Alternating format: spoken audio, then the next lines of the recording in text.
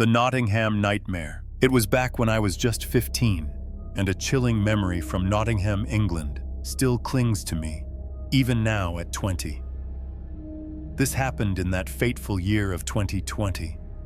My parents had gone away for the weekend, leaving the house vast and empty, just for me. Like most teenagers, I wasn't about to spend it alone, so I invited my best friend Kyle over for a sleepover. Kyle. I'll call him Kyle for privacy. We'd done this countless times before, but neither of us knew that night would forever etch itself into our minds. The day had started off remarkably normal. It was a crisp Friday afternoon, one of those quintessential gray Nottingham days where the cold seeped into your bones, yet no rain fell. Kyle showed up around 2 p.m., and we decided to head into town to stock up on snacks for the night. The plan was classic: stay up late, gorge on junk food, and play video games until we passed out. You know, just a typical teenage night. We walked to the shops. I remember it vividly. We grabbed fried chicken, a large pepperoni pizza, and a couple of those massive Coca-Cola bottles. We even joked about energy drinks, but figured Coke would be enough to keep us wired. After checking out, we started making our way to the bus stop, back to my place. That's when we first noticed him. A man standing across the street, just kind of lurking near a lamppost. He wasn't doing anything overtly obvious or threatening, simply standing there. Yet something about him seized my attention. He looked to be in his early 40s, with a scruffy, uneven beard. He wore a black hoodie, dark jeans, and scuffed trainers. His hands were tucked deep in his pockets, and even with his hood up, I could feel his gaze on us. At first, I brushed it off. Nottingham had its fair share of eccentric people, and maybe he was just waiting for someone, or simply killing time. I didn't even mention it to Kyle. But as we walked towards the bus stop, I happened to glance back, and there he was again, a little closer now, still watching us. I remember saying something casual like, "Hey, don't look now, but that guy's been behind us for a bit." Kyle subtly turned and spotted him too.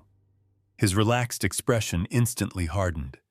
We both agreed it was probably nothing, but just to be safe, we decided to take the next bus, even if it wasn't our exact planned route. When the bus arrived, we quickly boarded. I sat by the window, anxiously scanning the street. The man didn't follow us onto the bus, which was a huge relief. We figured maybe we were just being paranoid kids. By the time we got home, the sun had just begun to dip below the horizon, and we were fully back in that sleepover mood. We pushed what happened out of our minds, threw the pizza in the oven, and then fired up Mortal Kombat. Hours melted away. We laughed, trash-talked over matches, and devoured all the snacks we'd bought. Around 10 p.m., just as Kyle was about to finish me off in a match, we heard it. A distinct clunk outside, like the sound of a gate swinging shut, or something metallic shifting. I paused the game and said, "Dude, did you hear that?" Kyle slowly nodded. We just sat there, listening. After a moment of silence, I got up and checked the kitchen window, which had a clear view of the back garden. I didn't see anyone, but the wooden fence gate was wide open. I always closed that gate. I tried to tell myself it was probably just the wind or maybe a stray animal. I slipped on my trainers and stepped out into the backyard. The night air was freezing and still. I didn't see anyone around, but I locked the gate just in case and came back inside. We returned to our game, though we were both a little more on edge now. Around midnight, we finally grew tired and headed up to my room to wind down. We weren't ready to sleep just yet, but we lay on our phones and talked about random stuff. School, girls, whatever 15-year-olds usually talk about. I remember I was halfway through scrolling on Instagram when I noticed something. A flash of white light, almost like a camera flash, and it blinked across the window. I froze. My window overlooked the side of the house, right where the backyard fence ran along. My heart instantly plummeted into my stomach. I got up slowly, peeled back the curtain, and there he was, the same man from earlier, standing dead still right next to my house, staring directly at my window. I still remember everything about him in that moment. The stubble on his chin, the way his hoodie cast shadows over his face, and worst of all, his expression. His mouth wasn't smiling, but his eyes looked like he was enjoying this. I whispered sharply to Kyle, "Dude, it's him. He's outside." Kyle shot up, came to the window, and his face turned pale. Without hesitation, I grabbed my phone and dialed 999. As I explained what was happening to the dispatcher, we kept glancing back at the window. Midway through the call, we saw the man turn and sprint away, disappearing right behind our neighbor's fence. The police showed up about 15 minutes later. They were calm, but they did take it seriously. The two officers searched the property and the surrounding streets, but they didn't find anyone. The man was gone. They advised us to keep the doors locked and call again if we saw anything. When my parents got home a few days later, I told them everything.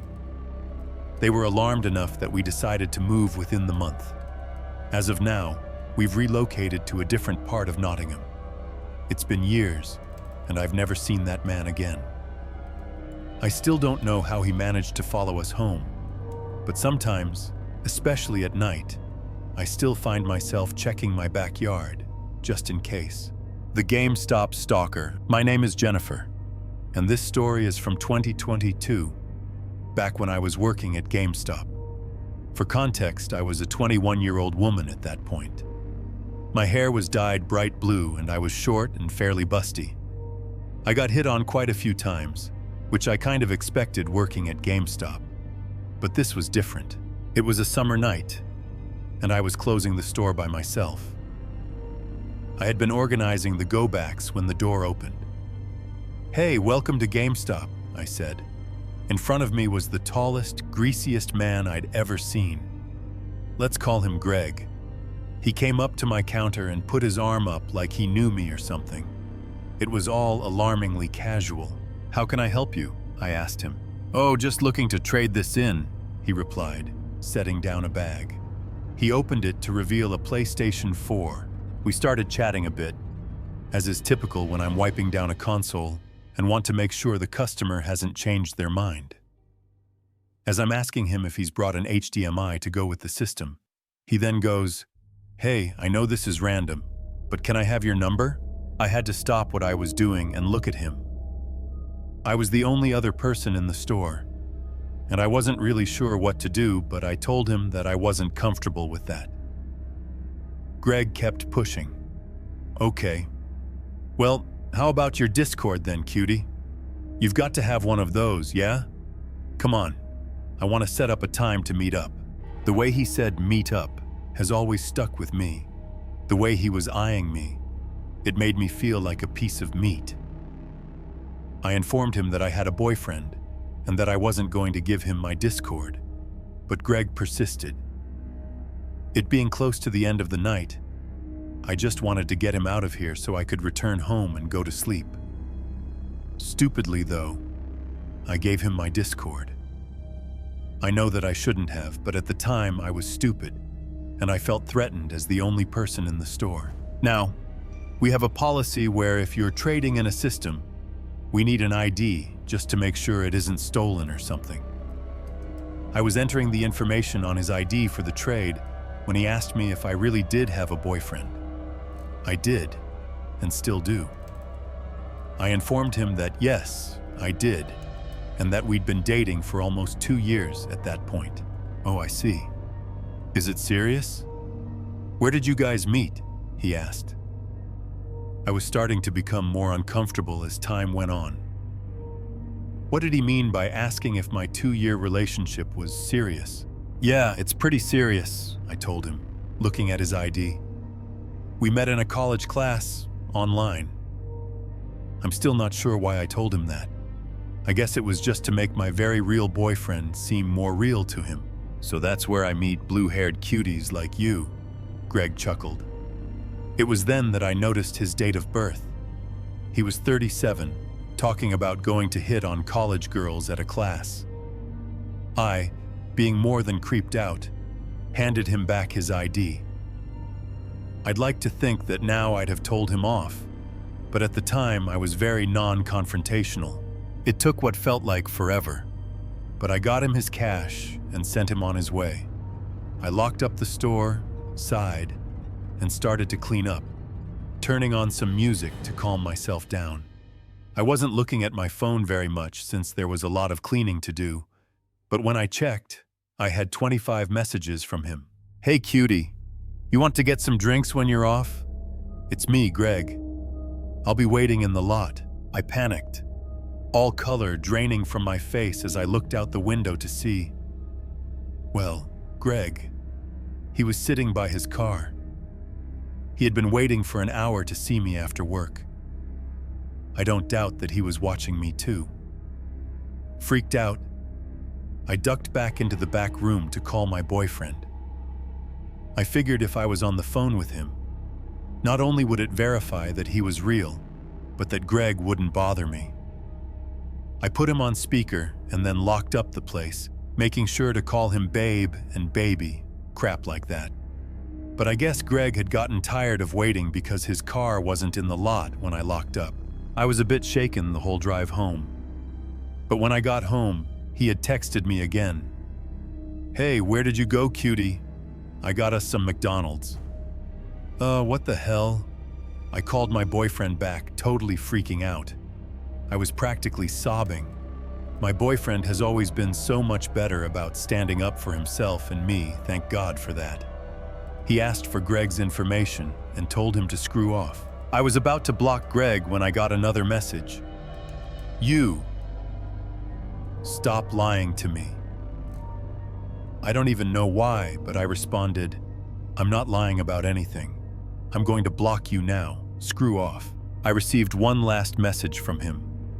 "You're such an ugly woman. You're lucky a guy like me is even interested in you. Screw you. I hope someone assaults you." I decided then to just block him, something that I should have done the second he left the store. I had off the next day, luckily, but when I came in the next day, I was informed that a guest had a complaint about me. Apparently, Greg had told me to come in on my day off and complained to the manager that I had done the trade wrong somehow and had been very rude.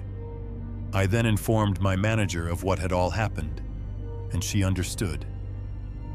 She knew me very well, and she knew that I was a very chill person and very calm with customers, so she checked the trade herself just to make sure it was all right. And sure enough, it was. I'm extremely lucky that I didn't see Greg again after this.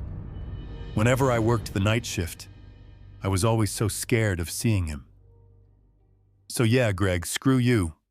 Don't go creeping on GameStop cashiers, or anyone for that matter, and screw off. I'm so much more ready to mess you up if you try anything else, and I don't need my boyfriend to do it for me. The van's shadow. I only got to experience this horror story through a phone call with a friend of mine. She gave me permission to share it, and she can do all that. And she had told me over the phone that night she was quite spooked. But what happened was that she made great efforts to forget about it. This happened in our hometown, which I will not disclose for privacy reasons. We have this little shopping center near where my house was. It isn't really big enough to be a mall, and it really only had maybe like 6 stores and an AMC theater around that area. My friend, whom I will address as V, called me around 8 p.m. because she had something coming up, so she couldn't come over after shopping at a clothing store in that little shopping center. Now, to give a layout to the outside of this building, the front of the building had a medium-sized parking lot. She parked in a spot closest to the building, so she didn't have to walk far in the dark. Now, she had her driver's permit, and I didn't at the time, which is why I wasn't there with her at the store. I heard her open the shop's front door, and she had kind of stopped in between her sentences very suddenly. I asked her, concerned, "You okay? Why did you get silent on me?" She speaks softly into the phone. "There's a creepy van that's parked close to my car." I replied, "Okay. It might not be anything serious. Maybe you're just being paranoid." This was one person I knew that overturned things more than I even did. She then said, "No, there's something off about the van. The driver's side door and back doors are open, but there's no sign of anyone in the car. It's angled just enough for me to see inside. I'll see if I can look inside from here." I said, "Okay," and to just keep me on the phone and be careful. Suddenly, after hearing her make a few steps and an intense 5 minutes of silence, I heard her gasp. I exclaimed, "What? What is it?" She then says softly on the phone, "I think I see what looks like a woman's silhouette in the back, slumped over, but she isn't moving." Now worried about her safety, I told her to get back into the store and inform a clerk and call 911 just to be safe. She does so, putting me on hold temporarily while she goes inside and calls 911. Now, this is where I wasn't on the phone with her. She explained to me this part of the story afterwards. After she got inside, both a clerk and her tried to get a hold of the cops. She looked out the clear glass doors in front of the building to only see one man suddenly in the car on the passenger side, which she didn't see before. Another man suddenly bolts from behind the car where she couldn't see and closes the back doors, then hops into the driver's seat and starts the car. Meanwhile, the cops were just minutes away, and she could hear the sirens in the distance. Well, the suspicious van zooms out of there fast, and the cops arrive. And suddenly both of them and another person who were watching told the cops that they just drove off, then pointing them in the direction in which they headed. One cop car stayed behind to get more information, while the other sped off to try and catch the van, calling for backup. Luckily, after putting me on hold, V thought it was wise to take a picture of the license plate from afar just in case. She gave the officers with her the information, and they gave that information to the cops chasing after the van, as well as an exact description of the color and potential year and brand of the car. The officers left, and V headed home right after, as she wasn't about to stay there a moment longer. She then called me and explained everything that happened. She said that the officer she spoke to was kind enough to update her about the incident when she called about it. From the sounds of it, they never caught the van that night, but they traced the license plate to a residence. There, they made an arrest of the owner of the house. He didn't disclose too much else to V. Even now, though, me and V wonder what the woman was doing in that car. Was there foul play? Did she live? We never really found out for sure. I also get weirded out about why the people left the car doors open. Clearly they were hiding, maybe even trying to kidnap another person. Maybe by using the woman in the car to lure another person to come and check in on her. What if V and I weren't on the phone call? Would things have gone down differently? I'm honestly just glad she's safe and that her and no one else were harmed. Now, if we know that either one of us are going to be out late at night, we always text each other our locations, or we call to keep tabs, just in case. It's a really scary world out there, and stuff like this can sadly happen even in your hometown, where you thought you would feel safe. Please be safe out there, everyone, and be aware of your surroundings. If something or someone seems really out of place or character, do not be scared to maybe bring attention to it. The persistent stranger. This began in the summer of 2024. My friend was visiting her mother and came to my city from another. We hang out occasionally, so I went to see her. We spent the day together. It was really nice, like usual. We both are stoners, so we also smoked some weed. The encounter started when we were waiting for her bus to come so she could go to her mother's house. We were smoking cigarettes when another bus arrived and left. A man came from the bus and walked up to us. He asked if we had a spare cigarette, and my friend gave him one. We thought he would leave, but no, he stayed and started talking to us a little bit about me and my friend. We both were 17-year-old teenage girls at the time. As I said, we had smoked weed. He asked us things like how old we were, where do we live, where do we study, etc. My friend and I tried to answer in vague ways, saying something but not too much. He told us that he's 25 years old, from Bangladesh, and came to study in our northern European country on a student visa. He told us where he's studying, which happened to be very close to my school, as well as the same school where my older sister studies. My friend's bus came, and she had to leave. We said our goodbyes, and she left. I tried to tell the man that I had to go home, but he stopped me. He asked if he could get my number, which I tried to politely decline. He insisted, and I was high and already feeling weird about him. I decided to take his number and promised to text him later. After that, he asked if I wanted to go to McDonald's near us, but I declined as I didn't have any money. He offered to pay for me, but I again reminded him I had to leave. The man then finally left me alone. At the time, I had an 8 p.m. curfew, but it was about 7 p.m., so I didn't feel like leaving yet. I stayed close to my bus stop for a while, when the same man came up to me and started talking to me yet again. He asked why I hadn't messaged him yet, and I told him that I hadn't had the time yet. He got very insistent on me messaging him right away so he would get my number, but I tried to tell him that I would when I got home. He didn't listen, and then he begged me to give him my number. At this moment, I really want to remind you of the situation. A 25-year-old man is trying to get a 17-year-old teenage girl to give him her number when she's all alone and under the influence.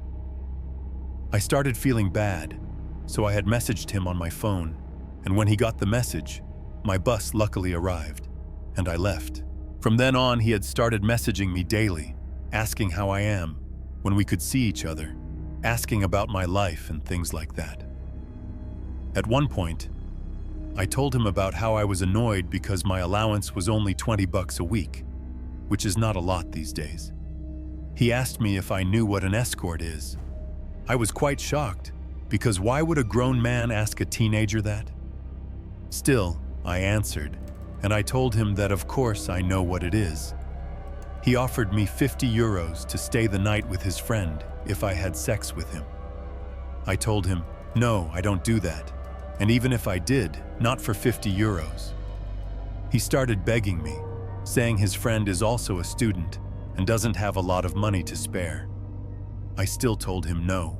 After that, he suggested that he could be my pimp and find me customers, men that I can screw for money, and that for that, he would get 50% off my services. As you can imagine, I was feeling really uncomfortable, so I just stopped answering. He continued messaging me, at first daily, but it changed to a couple of times a week because I never answered. He would try to call, but I ignored those as well. After it had been over a month of this, I just blocked his number. I felt relieved and free. I sometimes would see him in the city center, but would just quickly turn around or hide so he wouldn't see me. I thought it was over until I saw a message from an unknown number that had a Bangladesh area code. I right away knew it was him. He asked me why I blocked him, and again he was texting almost daily, and calling started. I was really pissed off and decided to send a message. I told him he was a creep and disgusting. I told him to leave me alone and threatened to make a police report if he ever contacted me again, and I blocked him. After that, he left me alone and I was finally able to just continue on with my life. But if it was just that, I wouldn't have written this out for you all to hear. Yesterday, over 7 months after I sent him the last message, I saw him again. I'm currently living in a different part of the city than before.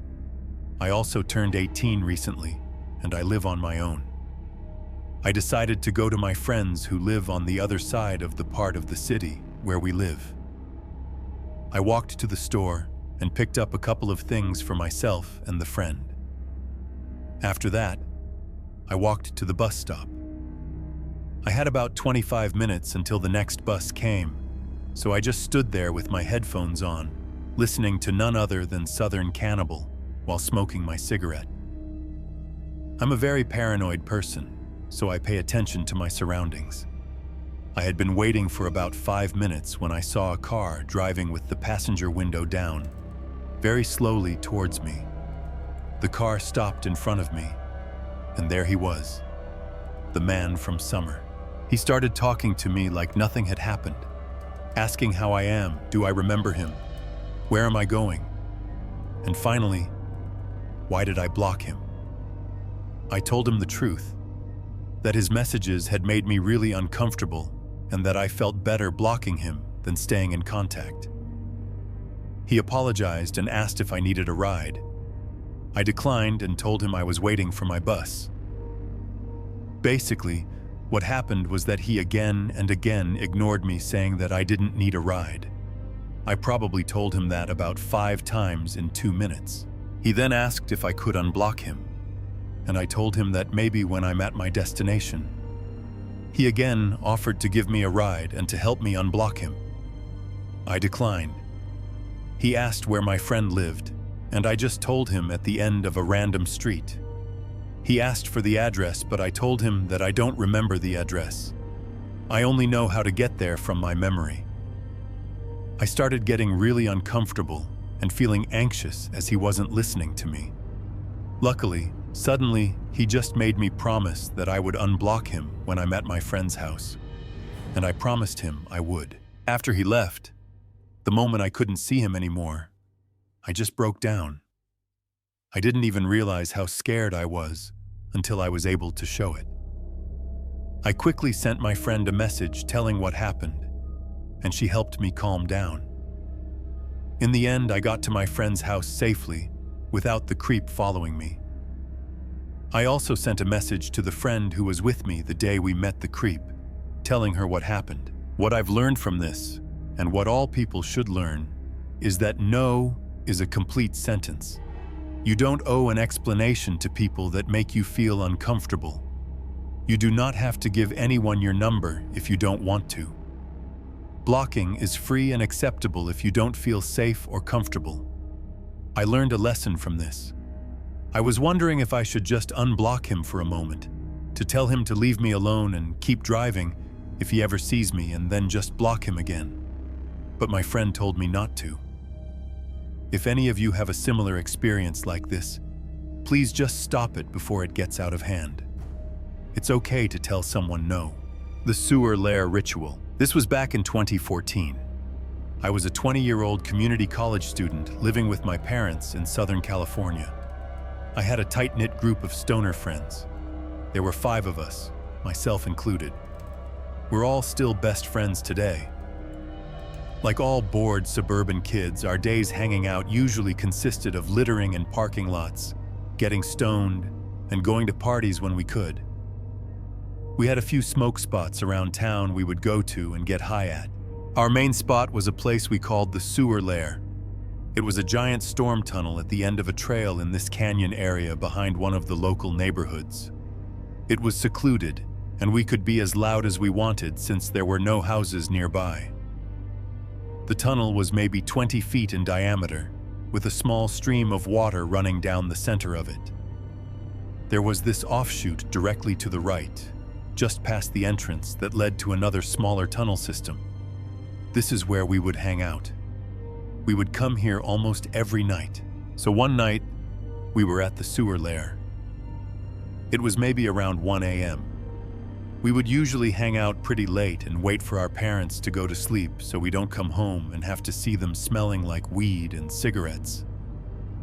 Me and the boys were smoking, talking, and listening to music, the usual. Except this night, water was draining from one of the tunnel systems further down. It was pretty loud. It sounded like a small waterfall. We don't get much rain in California, so it made sense that this would only happen once in a while. A few hours in, one of the guys comes looking over at the main tunnel and says he thinks he's hearing voices. We tell him it's just the music and our voices echoing, but we turned off the music and listened silently to prove that he's just stoned and being paranoid. We listened closely, and we could hear these faint voices. It was difficult to hear because of the waterfall, but it sounded like a group of people chanting. We froze and traded glances. We sat in silence and listened for a few minutes. One of the bros finally snapped and insisted we go check it out. A few of the bros were scared and didn't want to do it. But after some bickering, we decided to go see what was happening. There were 5 of us. What could go wrong? So we used the flashlights on our phones and made our way down the main tunnel. We walked for about 15 minutes, and the chanting got louder, but still sounded very far away. We still couldn't make out what they were saying because the waterfall was so loud, but it was definitely a group of people speaking in unison. We walked for a little while longer. At this point, we'd made it so far that there wasn't even graffiti on the walls or trash on the ground anymore. As we continued walking, we noticed that the tunnel was getting warmer. It was always really cold here, so it was strange. The temperature was gradually rising the further we went. We kept moving. The chanting was getting loud, so we knew we were close. It was loud enough to realize that the chanting was in a different language and that it had to be at least 4 or 5 people. We kept moving and noticed the graffiti on the wall started to show up again. It was different than before, though. It was all just very eerie. I immediately brushed it off as just edgy kids trying to scare people. But the further we walked, the more unsettling the markings on the wall became. It was a lot of weird, occult-type crap. There were melted black candles scattered on the ground, with these weird trinkets around them. The trinkets looked handmade and were made of animal bones, string, and cloth. We were all quietly inspecting the area when one of the guys pointed down the tunnel and told us to cut the lights. We turned off our flashlights and looked. We could see a faint flickering orange light far down the tunnel. It was barely visible because it was so far, but we could tell that the light was coming from either candles or torches by the way it was flickering. It wasn't a direct light either, so it had to be coming from one of the offshoots in the tunnel. Our phones were all low on battery, so we started speed walking toward the orange light. The chanting continued. Then, out of nowhere, a blood-curdling scream bellowed from the tunnel up ahead. We all froze and put our lights down. It was the most horrifying scream I've ever heard in my life. I couldn't even tell if it was a human or an animal. The chanting continued. Then another horrifying scream echoed down the tunnel. The guys were all ready to get the hell out of there, but I insisted that we checked it out. I led the way as we slowly walked toward the light. The chanting and screaming just continued. We made it about 30 feet from the offshoot that the light and voices were coming from. The tunnel was very hot at this point, and it smelled awful. The air was thick, and it was difficult to breathe. We were sweating, and it felt like we were suffocating. We inched our way toward the offshoot as the chanting continued, flinching every time there was another awful scream. The screams had become increasingly more violent and non-human sounding. We were all lined up with our backs against the wall of the main tunnel in front of the offshoot. The chanting and screams were coming from right around the corner. The boys gestured at me to take a peek. I took some deep breaths. My heart was pounding. I quickly peeked in for a second and then pulled back. This offshoot was exactly like the one at the entrance we would hang out at. At the center was a naked man on his knees and his hands on the ground, and his back bent. He was covered in dirt and sweat. He was in front of what looked like some kind of handcrafted altar. The walls were covered in writing. The whole area had crowds of black candles lining the walls, and they were all lit. There had to be at least 50 or 60 of them. The man was also sitting at the center of some kind of candle formation. My face went numb. I looked at the guys and couldn't even speak. The chanting and screams continued as I just gave them a blank stare. I couldn't comprehend what was happening. The chanting and screaming sounded like it had to be a total of at least 5 people, but there was only one guy in there. I decided to take another peek mid-chant. This time, my whole body went numb. All of the chanting and screaming was just coming from this one man. It was like he had 5 voices at once. I gestured to one of the bros next to me to take a look. He stepped forward, and his foot brushed against the ground, making a loud scraping sound that echoed. We all froze. Then the chanting just completely stopped. My heart dropped into my stomach. It was dead silence. We all looked at each other. Then, out of nowhere, we made a sprint for the entrance, all at once. None of us even said a word. We just ran as fast as we could. It felt like we were running forever. We all hauled ass for about 10 minutes before finally getting out of the storm tunnel. We just stood in the field in front of the sewer lair and caught our breaths. A couple of the guys were throwing up from the sprint. After we caught our breaths, I told them everything I saw. They were all just speechless, trying to comprehend what had just happened.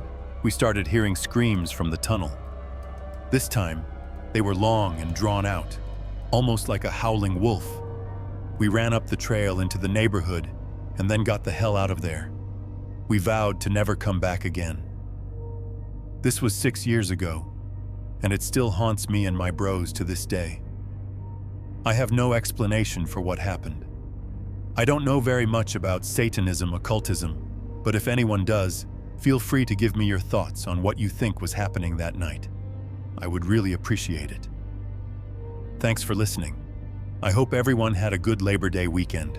The Unsettling Angler. I'm a 24-year-old female, and I decided to spend my day fly fishing on the river with some of my friends. What started as a pretty common day of fishing ended up being a very uncomfortable one. My friends and I hit the river a little bit before noon. We have a specific spot that we usually go to that isn't frequented very often, but due to the weekend, they did have more people than normal. Not as much in comparison to other areas, but still more than usual. There were 4 of us in total, but we scattered around the riverbank for the most part. I had eyes on everyone, though. Right next to where I had my stuff set up, a gentleman decided to lay his stuff down and even set up a folding chair near mine. I was fishing, so I didn't really care. But after I caught one, I put it on ice, and that's when this guy initiated conversation. He introduced himself, and I gave him my name but didn't offer much more. He started making small talk, which I'm not really a fan of. I never know what to say. I grabbed a beer from one of our ice chests, and he asked if he could bum one. I feel that that was a bit of a rude question, but I politely said yes. He took it and then just continued to sit there, talking away. I was pretty annoyed at this point, but didn't want to be rude. So I just kept casting and reeling, hoping he'd eventually get the hint and leave me alone. He started asking me all sorts of questions about my personal life. Where do I live? Do I have a boyfriend? How old am I? What's my job? What are my hobbies? I tried to keep my answers short and vague, but he was persistent. After about an hour of this uncomfortable small talk, I decided to move to a different spot further down the river. I told him I was looking for better fishing grounds, hoping that would be my escape. He just nodded and said, "Okay, I'll see you later." I walked about a quarter of a mile downriver, thinking I was finally free. I found a new spot, set up my gear, and started fishing again. About 20 minutes later, I looked up, and there he was. The same guy, setting up his chair right next to me again. My stomach dropped. I tried to act natural, but inside I was completely freaked out. He started talking again, picking up right where we left off. This time, I just gave him one-word answers, hoping to shut down the conversation. He eventually asked if I was getting cold. I said no. He insisted, "You look cold." And then, without warning, he reached out and touched my arm. My blood ran cold. I immediately pulled my arm away and took a step back. "Hey, please don't touch me," I said, trying to keep my voice steady. He just smiled, that unsettling smile, and said, "Oh, I'm sorry. I just thought you were cold. I was just trying to be nice." At that point, my friends, who had been fishing further away, noticed what was happening. They started walking over towards me. As they got closer, the guy finally packed up his stuff and walked away without another word. My friends asked if I was okay, and I told them what had happened. We decided to leave immediately. We reported him to the park rangers, giving them a detailed description. They said they would keep an eye out for him, but I never heard anything else. I still love to fly fish, but I'm always much more aware of my surroundings now, and I try to go with a group whenever possible. That day definitely taught me a chilling lesson about being alone in seemingly safe places. The river's shadow. I'm a 24-year-old female, and I decided to spend my day fly fishing on the river with some of my friends. What started as a pretty common day of fishing ended up being a very uncomfortable one. My friends and I hit the river a little bit before noon. We have a specific spot that we usually go to that isn't frequented very often, but due to the weekend, they did have more people than normal. Not as much in comparison to other areas, but still more than usual. There were 4 of us in total, but we scattered around the riverbank for the most part. I had eyes on everyone, though. Right next to where I had my stuff set up, a gentleman decided to lay his stuff down and even set up a folding chair near mine. I was fishing, so I didn't really care, but after I caught one, I put it on ice, and that's when this guy initiated conversation. He introduced himself, and I gave him my name but didn't offer much more. He started making small talk, which I'm not really a fan of. I never know what to say. I grabbed a beer from one of our ice chests, and he asked if he could bum one. I felt that was a bit of a rude question, but I politely said yes. He took it, and then just continued to sit there, talking away. I was pretty annoyed at this point, but didn't want to be rude. So I just kept casting and reeling, hoping he'd eventually get the hint and leave me alone. He started asking me all sorts of questions about my personal life. Where do I live? Do I have a boyfriend? How old am I? What's my job? What are my hobbies? I tried to keep my answers short and vague, but he was persistent. After about an hour of this uncomfortable small talk, I decided to move to a different spot further down the river. I told him I was looking for better fishing grounds, hoping that would be my escape. He just nodded and said, "Okay, I'll see you later." I walked about a quarter of a mile downriver, thinking I was finally free. I found a new spot, set up my gear, and started fishing again. About 20 minutes later, I looked up, and there he was, the same guy, setting up his chair right next to me again. My stomach dropped. I tried to act natural, but inside I was completely freaked out. He started talking again, picking up right where we left off. This time, I just gave him one-word answers, hoping to shut down the conversation. He eventually asked if I was getting cold. I said no. He insisted, "You look cold." And then, without warning, he reached out and touched my arm. My blood ran cold. I immediately pulled my arm away and took a step back. "Hey, please don't touch me," I said, trying to keep my voice steady. He just smiled, that unsettling smile, and said, "Oh, I'm sorry. I just thought you were cold." I was just trying to be nice. At that point, my friends, who had been fishing further away, noticed what was happening. They started walking over towards me. As they got closer, the guy finally packed up his stuff and walked away without another word. My friends asked if I was okay, and I told them what had happened. We decided to leave immediately. We reported him to the park rangers, giving them a detailed description. They said they would keep an eye out for him, but I never heard anything else. I still love to fly fish, but I'm always much more aware of my surroundings now, and I try to go with a group whenever possible.